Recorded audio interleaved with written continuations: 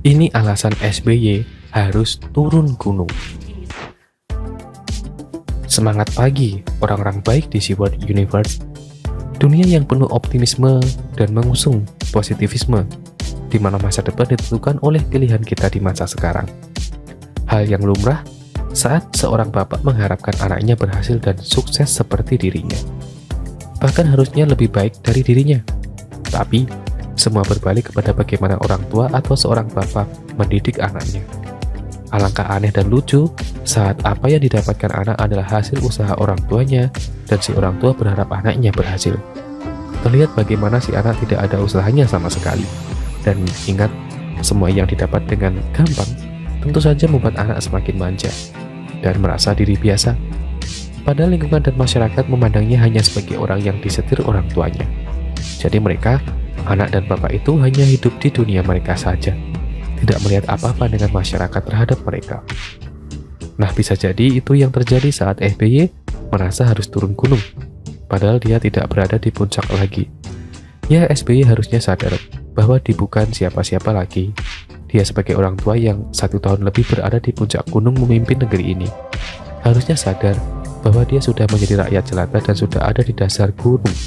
Harusnya dia membiarkan anaknya mendaki gunung dan mencapai puncaknya sendiri.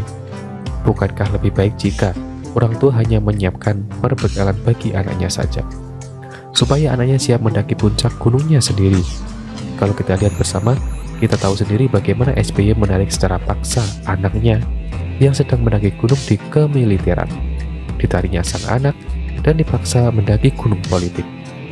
Tentu saja suasana alam yang berbeda di dunia militer dan dunia politik pasti membuat syok sang anak.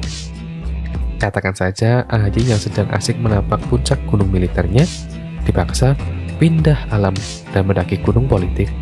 Dan sayangnya sang anak ini, atau mungkin bagusnya ya, akan berbeda dilihat tergantung dari sudut pandang mana.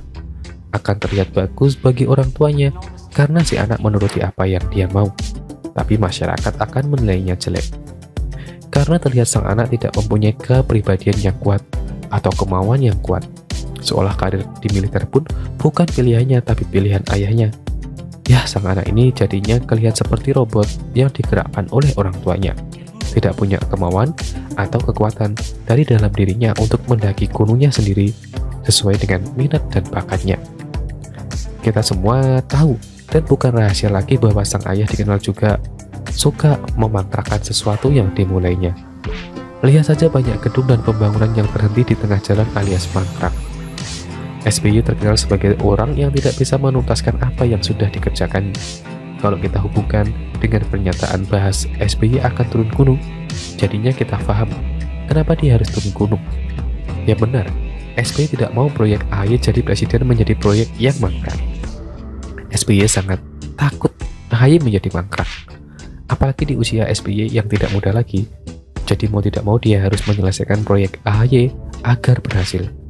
Pastinya dia akan full fight, full power, supaya AHY tidak menjadi proyek mangkrak. Buat kita, rakyat jelata, apa mau dipimpin oleh orang yang untuk mendaki gunung harus dibopong digendong oleh orang tuanya? Bayangkan setiap keputusan tanya orang tua, setiap hal tergantung orang tua. Mau? Jadi lagu ini, tak gendong kemana-mana, tak gendong kemana-mana. Enak dong, mantep dong. Daripada kamu naik pesawat kedinginan, mending tak gendong toh. Enak toh, mantep toh.